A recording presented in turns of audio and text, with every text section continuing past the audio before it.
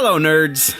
Welcome to Generally Nerdy. This is your week in Nerdom, your bi-weekly nerd news headlines update. And this episode for March 19th, 2019, we are talking about the Diablo Netflix series that may have just been leaked. We have a Stranger Things update for Season 3. We're definitely going to be talking about Mortal Kombat 11. The stress test just came to an end.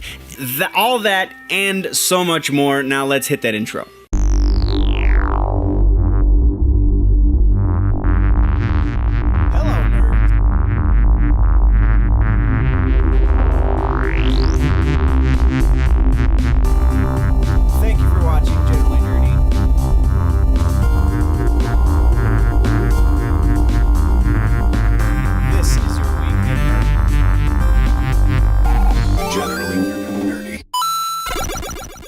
Music, as it has been, is going to be a relatively quick section, though not quite as quick as last week or the week before. We're talking about the passing of Dick Dale. Dick Dale, as of recent years, has been battling some health issues, cancer, I believe, more specifically. Dick Dale passed just the other day and was 81 when he passed.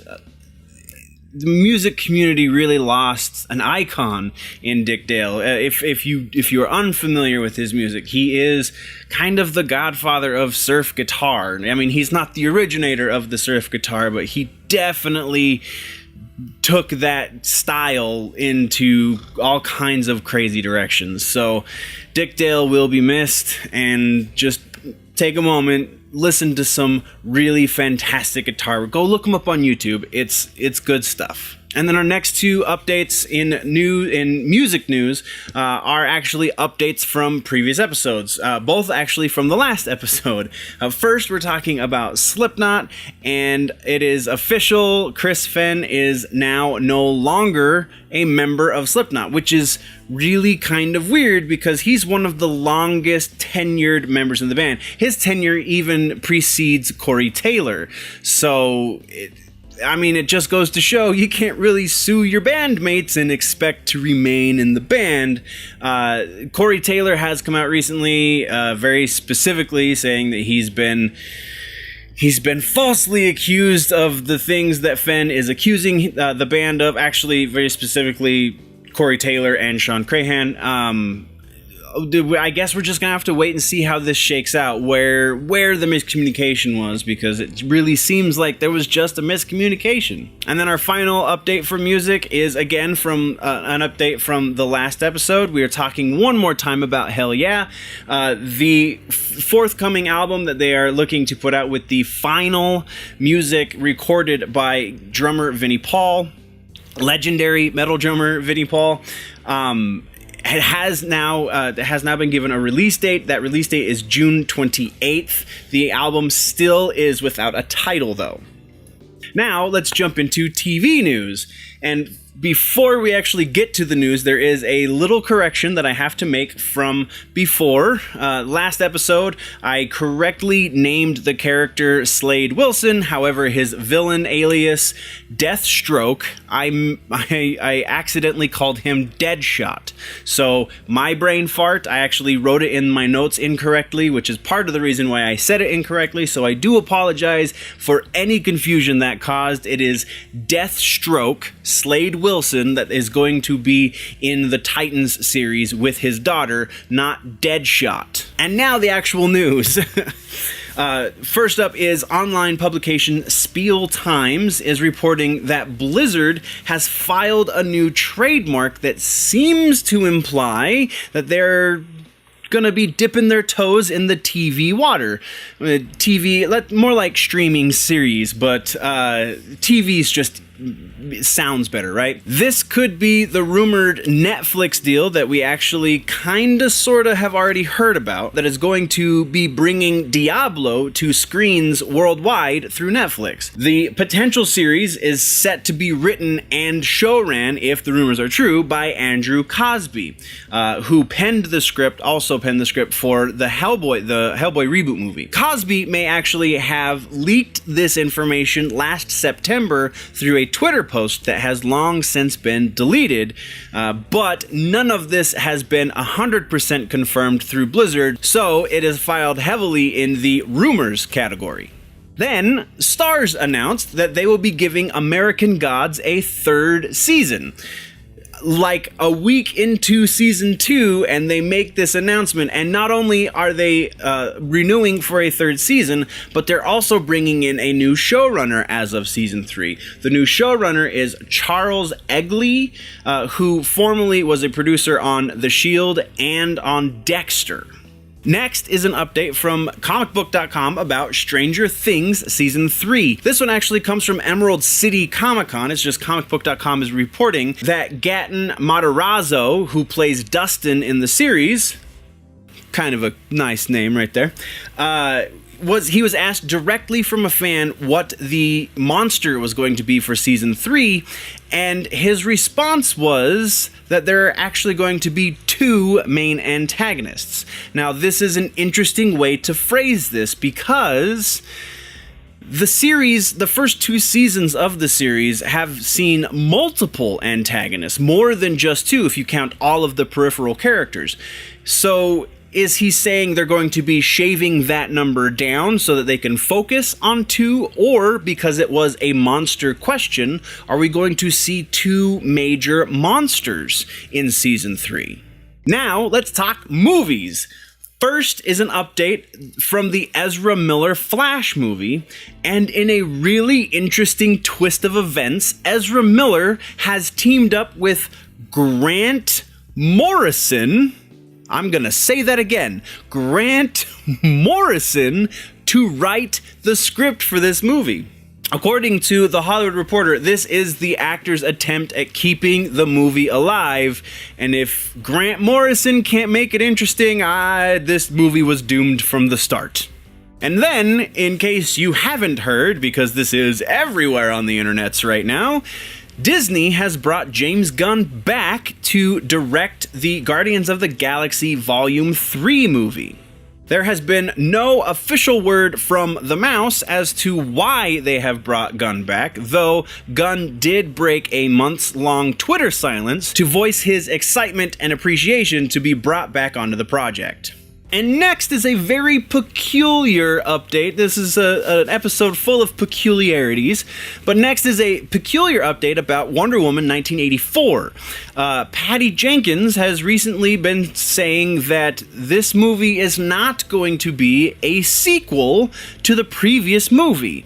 Instead, she sees each instance of the Wonder Woman franchise as a standalone movie, which may explain why we've seen an apparently resurrected Steve Trevor on set, because this movie is going to have little, if any, ties to the last movie. Jenkins has cited the Indiana Jones and James Bond franchises for her reasoning behind this. Though it would seem what was missed with Jenkins' explanation for why she chose to do it this way is with the character of Felix. I can't remember the character's last name right now, but the character that was specifically referenced in some of the articles that have talked about this, comicbookmovie.com is one of them. The character that they reference, Felix, yes, he does get dismembered and even killed in one Bond movie, and then seemingly in the next Bond movie he comes back unharmed. Though the difference there is it's a complete franchise reboot. You have a different actor playing Bond, you have different direction. The only thing that remains the same is the overall production of and I'm blanking on the lady's name who owns the rights, that is the executive producer over all these movies recently, but from one movie to the next, it's not exactly the same. If Q were to die in the first Sean Connery movie, he wouldn't have been in the second Sean Connery movie. So and same thing with the Daniel Craig movies. Had had any one of those supporting characters died or been harmed in those movies, that would have carried over because that's one solid continuity. So I feel like something was lost in the translation between the movies I watched and the movies that Miss Jenkins watched. And then our last bit of movie news is also an update from a previous episode. We talked about the upcoming Black Widow movie. They were looking to cast Emma Watson opposite Scarlett Johansson. The role that they were looking to give to Emma Watson, though, has been given to Florence Pugh, who is one of the stars of Fighting With My Family. Very quickly, we're moving on to gaming news, and Nintendo is apparently throwing their hat in the VR ring with the Labo accessories. They're launching a new Labo set of accessories on April 12th that is supposed to bring them into the VR realm. And for those that don't remember, Labo is the cardboard DIY accessories that they launched last year, and it's just a very interesting way to attack VR. Then, in super exciting Battle Royale news, we are finally getting Battle Pass number 1, or Season 1, however you want to put that, for Apex Legends. Which means also we're going to be seeing Octane. When, do you ask? Well, if you're watching this on the 19th, then today. If you are watching this after the 19th, then the 19th. And for those of you that we're not going to get into the very specific details of what comes in Battle Pass for Season 1, it is slightly underwhelming for a lot of fans, but don't worry guys, if you are not impressed with what Respawn has for this first season, it can only go up from here. And then rounding out gaming, we're talking Mortal Kombat 11. The stress test has come to an end as of this past Sunday, and as of the completion of that stress test, Ed Boon took to Twitter, not to troll this time, believe it or not. Instead, he took to Twitter to assure that the release date for the next beta test is going to be March 28th, and there's going to be more than just the 3 characters we got with the stress test. So we're going, whether or not Scarlet, Scorpion, and Baraka are going to be included as well as whatever new characters, or if it's just going to be a completely different set of new characters, that remains to be seen, because that potentially could have been a troll from Boone, but he did say there's going to be more than just 3 characters. And then our final section is comic books, as always. And first in comic books, we got the inevitable announcement that Frank Miller is returning to DC for another story, and that story is Superman Year One. For this story, he's going to be teaming up with artist John Romita Jr., and the book is going to have a really wonky release schedule.